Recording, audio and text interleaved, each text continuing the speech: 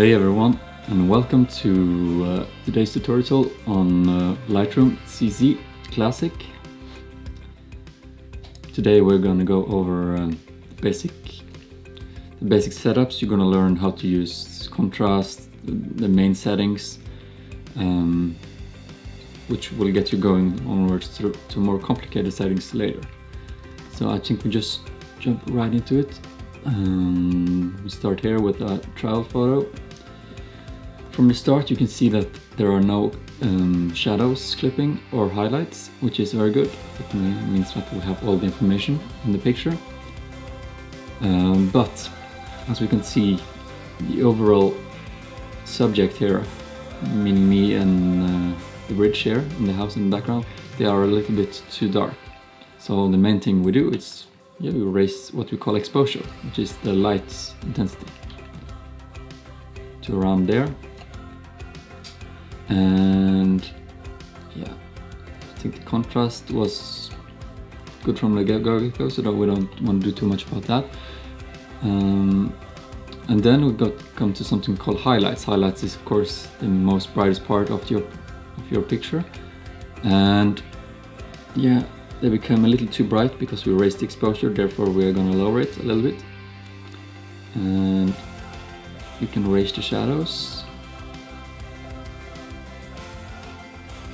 And to give the picture a more kind of pop, we can add some whiteness, not too much, and yeah, a little less than the blacks. Okay, then we come to clarity. Many of you like to just go crazy on this, and then your photo becomes like very HDR-ish. If you like that sort of thing, that's okay, but in portraits I usually tend to lower it a little bit, because the colors often become better suited. Dehazing, a little bit. Dehazing only means like move like the haze in the overall shot. It's probably one of the more difficult sliders to explain. But yeah, if you go too far, it's a very easy tool to go too far on. So let's just back. Don't overdo it. Minor adjustment on this one. The vibrance basically is all the other colors than skin tones or red or like brownish. That is usually your environment, like the sea, for instance. You can also see that it picks up some of it. Will affect, if you push the sliders too far, it will affect your skin also, so don't go too far. Maybe if you want to go very bright on the colors around, you can do a lot of that, but then you have to go down on the saturation to balance out the colors in the skin. You see here it becomes very red very quickly. Also, when we're zoomed in here, you can see this fine line around. It's like a purplish line. This is called chromatic aberration, and we usually don't want that. So if you follow down the menu and you go down to lens correction and push remove chromatic aberrations, you see it was a little bit better, but it doesn't remove it entirely. So therefore we can go to the HSL color window, and you go down to purple, or you can just first put saturation, and then you pick this little tool here and you point out the color there.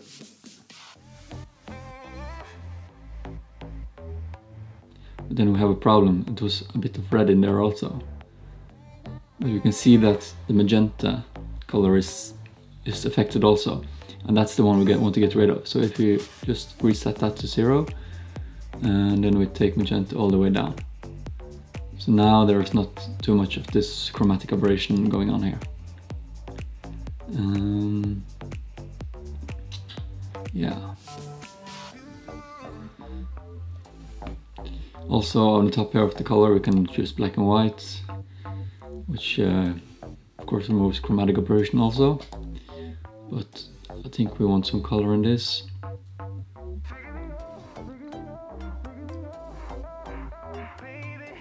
So let's go on to another picture.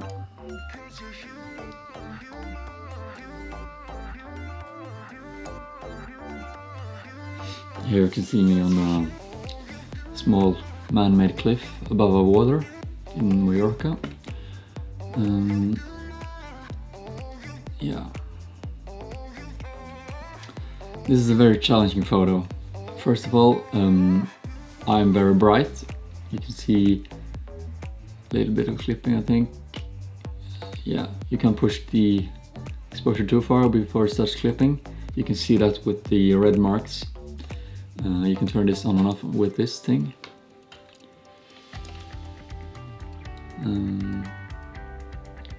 Erase it a little bit, but mostly it's the shadows. If you want detail there, we can't do too much because there are not enough information. Usually when you do this you lose a bit contrast, so you can introduce it again by pushing contrast a bit up, or you can push black a bit up and white up, that would result in even more contrast. I like this with quite warm vibes, so we're going to raise the temperature.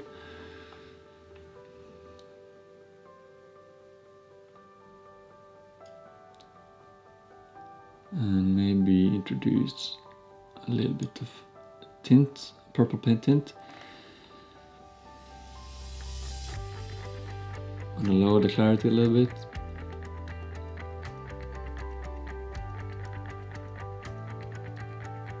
Yeah. Also with the dehaze tool you can actually mimic some filmic look, because all film always or usually had like a little bit of haze in it. So if you want to imitate that, you can do that. We're going to keep the setting as it is. Here we're going to do something a little bit different. We're going to lower the vibrance. I'm gonna erase saturation a little bit.